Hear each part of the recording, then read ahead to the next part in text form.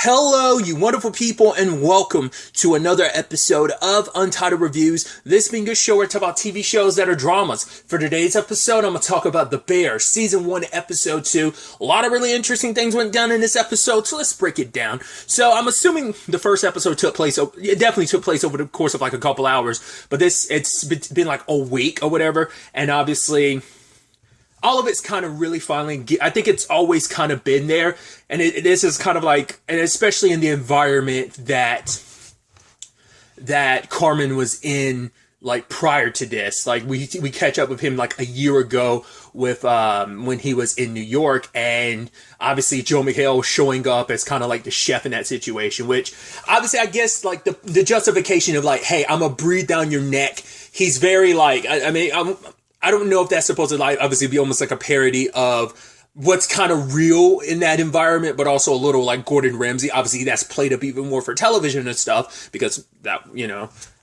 But the fact is, Joe McHale is like ripping into him, being like, "Oh, you should be dead" or something like that. So it's kind of like it's like, hey, like any other failures in the kitchen, it's on you. Oh, you're slower, you're worthless, this and that.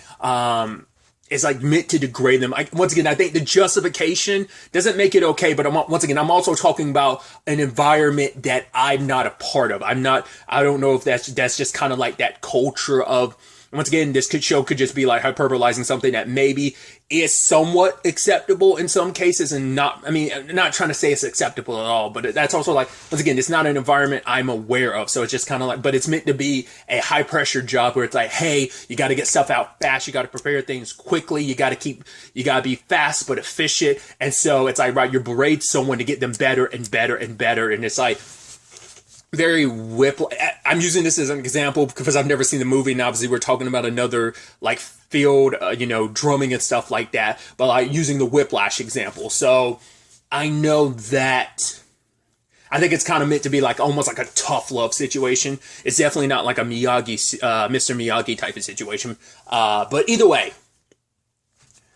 But it is taking its toll on Carmen. Like, he's doing everything he can to turn this kitchen into something respectable. And the fact of the matter is, he's got Sydney, who's got all these ideas. She kind of wants to be full on the staff. Like, she wants to be, paid and stuff. And, it's like, right, I've been here for a week. I want to actually be able to work in this kitchen. Because she believes in this. She believes in Carmen because she's like, yo, he's actually really good. And I know I can learn a lot from him. And being a part of a kitchen that he, like, because she brought it up last episode, she's aware of who Carmen is and just doesn't understand why he's here. But, like, she sees the potential in this place because Carmen does. So, doing everything they can to kind of right this ship in whatever way they can. But it's like, right, this place is kind of crappy. It's run down. Everyone's kind of got a crappy attitude. And Carmen believes they could all turn that around. And that kind of puts her, like, she's someone that's kind of more on Carmen's side. Obviously, Richie and the others. I mean, even then, I do believe when it's all said and done, Richie's still the only one that's really against Carmen. Because Marcus, after last episode, is all about, like, no, I'm about this. He's doing the chef situation.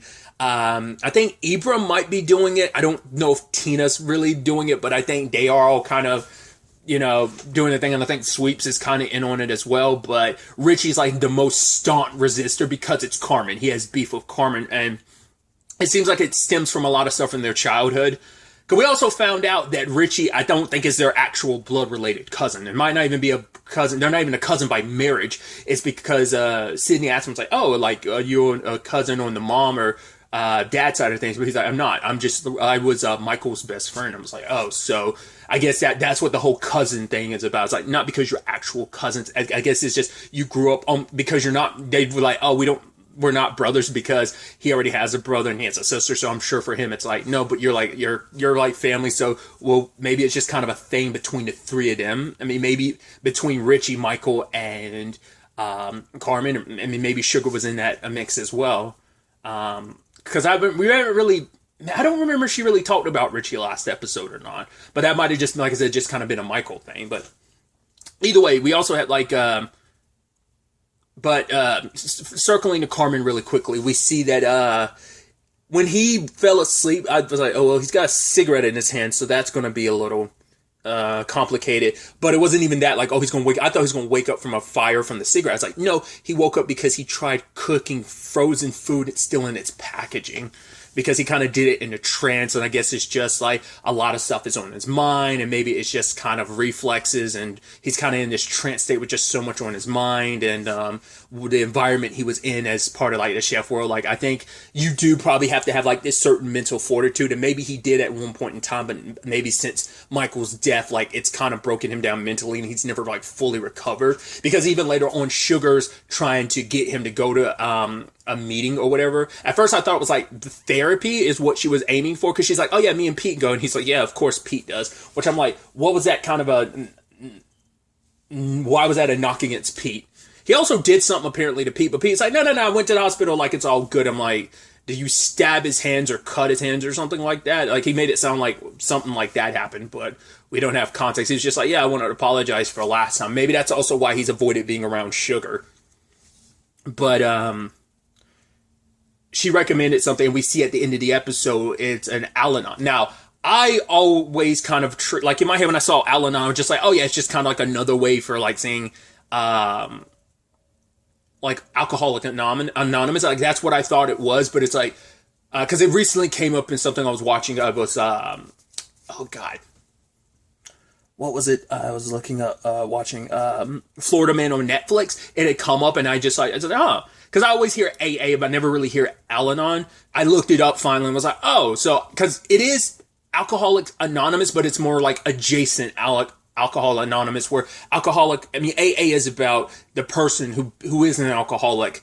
Al-Anon is for people who are related or connected to someone who's an alcoholic, which you go, interesting. So if that's the case, who is the alcoholic in this situation? Is it like, I mean, the mom keeps getting brought up, but I'm wondering if that's, or maybe it might have had something to do with Michael. Like, maybe that has something to also do with his circumstances, because we found out. And I was wondering if this was the case, but I was like, maybe it's not the case. Turned out, I should have ran, because I was thinking that might be the case, the way they showed, like, once again, his body covered up. And that means, like, Carmen probably saw Michael's body, but I wasn't sure if that was 100% indicative of what I was thinking about. I was wondering if he took his own life, and it seems like he did 4 months ago. So it's still fresh enough in everyone's mind that it's taking its toll on Carmen. I think that's also, Richie's always been a douche, but I think that's why he's been extra douchey, and I think a lot of that's kind of played into, like, maybe because they were like, oh, like, because Richie feels like everyone babied Carmen. He was always kind of like the one, like, hey, leave Carmen alone, kind of like almost treating him like, oh, he's a sensitive one. He's like, he's so special. And everyone kind of walks on eggshells around, like, they give him such special treatment. I think maybe Richie holds some resentment against him, because it's like, right, maybe it's like if they were paying more attention to Michael than they were Carmen, and just letting, because it's like, right, once again, I brought it up last episode, you could tell Richie had a lot of resentment of like, oh yeah, you went off these fancy restaurants that don't mean anything, and you come back here thinking you're better than us. Like, Richie's kind of got that energy, and he even states it this episode, like, yeah, I love that he's like, yeah, I went to school, and he went to basically DeVry and stuff like that, and it's like, they could teach you how to do this and that. And Sydney's like, when would I ever be in a situation where I need to know that? And it's like, right, got to fix the ice cream machine. And it's like, oh, did they teach you that at Divine? He's like, yeah, they actually did. And it's like, oh, did you graduate? And he's like, no, I didn't. Fuck no. And I even love Marcus being like, I actually completely forgot we have an ice cream machine. We actually got a little, well, jumping kind of back a little bit, a health inspector showed up, but it's not the health inspector that you kind of, I guess they're able to kind of let a lot of stuff slide, because it was like a guy named Ron, but Ron apparently died. We didn't really get into that too much, and it's like, but she kind of does her thing, expecting the place, and gives it a C. And I love that. It's like, yeah, she found, like, there was a situation where, like, rather than like filling in the hole in something, they just put like newspaper and then like a plastic thing over to make it look like the wall was filled in when it wasn't. It's like, yeah, that needs to be like paved, like caulked and paved, and it wasn't. And so they got deducted for that. But also there were some cigarettes next to, it's like, it's a contamination, but also like a fire hazard or whatever, having cigarettes near, I think like the stoves or something like that. And I just love Carmen being like, motherfucker. And then she being like, yeah, you can say that again. And then Richie being like, motherfucker. She's like, and he's like, you don't have to say it again, you fucking idiot.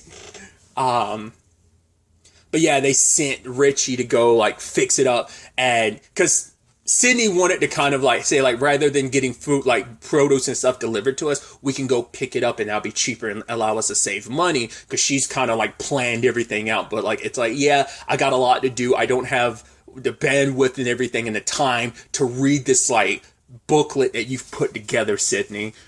It's like, yeah, but like, it'd have to be Marcus. It's like, okay. It's like, no, it would have to be Marcus who has to do it. It's like, well, why Marcus? It's like, well, Sweeps, Tina, and Ibra don't drive, which I'm like, what is that about? And it's like, what about, Richie? It's like, well, Richie has a suspended license. She's like, but I just saw him drive in this morning. It's like, I was like, interesting.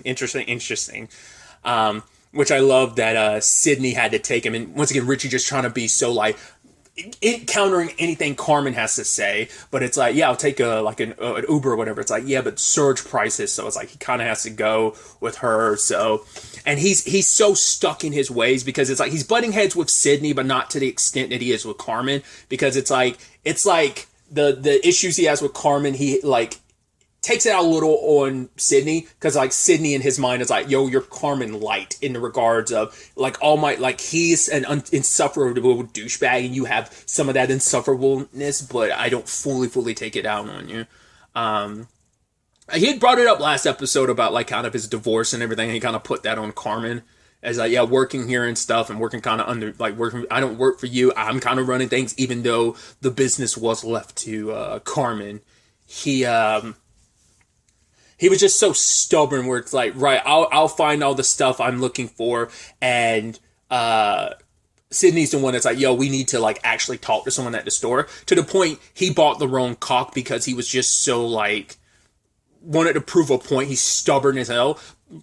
Luckily, Sydney got the actual right cock they needed. But yeah, like we touched on his divorce a little bit. His daughter's 5 years old and she's kind of stressed. And even because of everything going on between him and his ex, I don't know if like they're fully divorced or whether they're in the process of being divorced. They might be just like, the way he made it sound like they were actually fully divorced, but maybe not the case.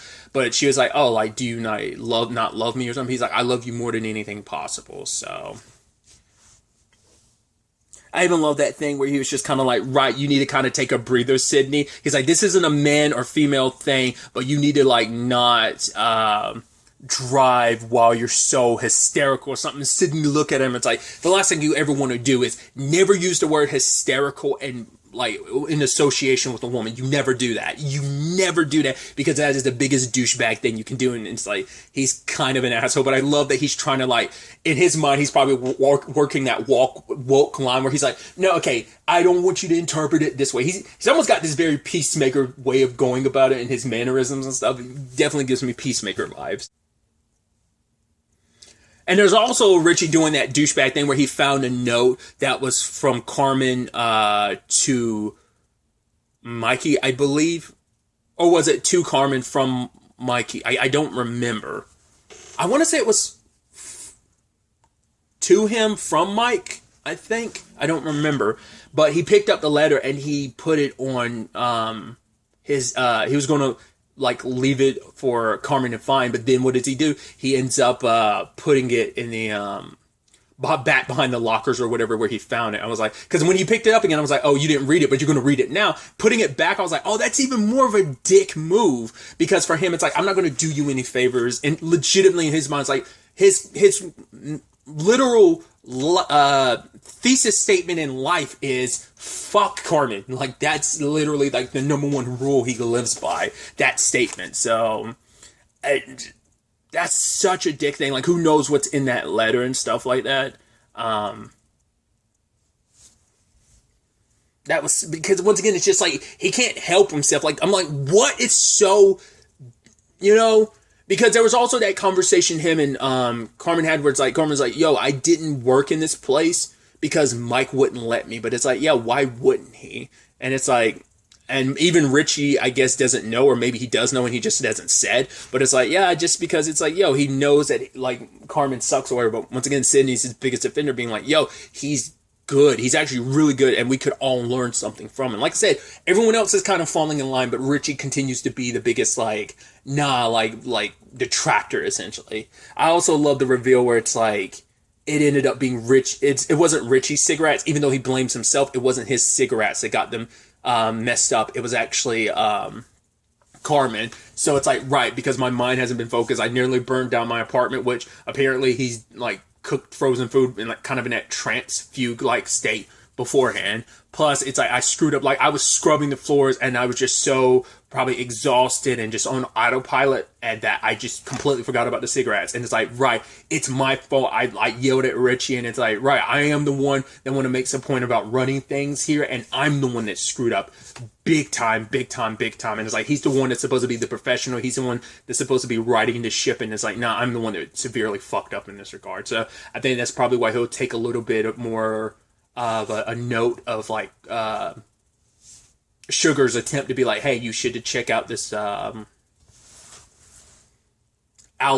and location and stuff like that, and go to like a meeting or whatever. So we also found out too that we got introduced to Jimmy, who apparently is trying to get Carmen to sell this place, because he's like, oh, like restaurant business, like that is, it does seem like that is one of the hardest businesses to kind of break out. Like if you're able to succeed, you can succeed, but I think the upkeep and just what you need to kind of make that work, especially with them barely getting by, like, you know, having to also pay employees. There's so many factors in that can go wrong in so many capacities. So running a restaurant is just kind of like, it's one of those, what do you say? Like, it's kind of basically got a, like, a better, like, losing score than, reference some particular sports team, the Chicago Bears, I want to say. It's like, you have a better chance of, like, the Chicago Bears winning than you succeeding in the restaurant business, because it's just, like, just so much shit can severely go wrong. And it's just, I think the upkeep and just everything that goes into it costs so much. But apparently, Michael got $300,000 into, well, he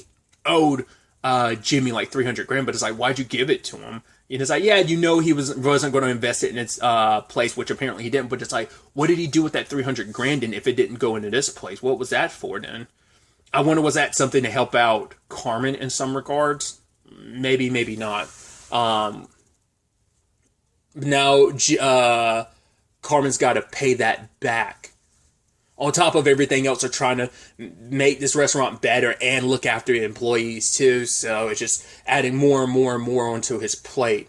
But like, even because Carmen was like, why would you even give Michael the loan? And Jimmy's like, because I loved him too. And I was like, I wonder if it's just like Michael was just that type of person where like everyone like loved him. And so like, right, when he asks you for something, you do it. Like, I don't know if like him and Jimmy have like, they were tight and had history like that or what. So it's just one thing after another. When it rains, it pours type of situation, right? So it's definitely going to be interesting to ultimately see where all of this ends up taking us going forward into the next episode.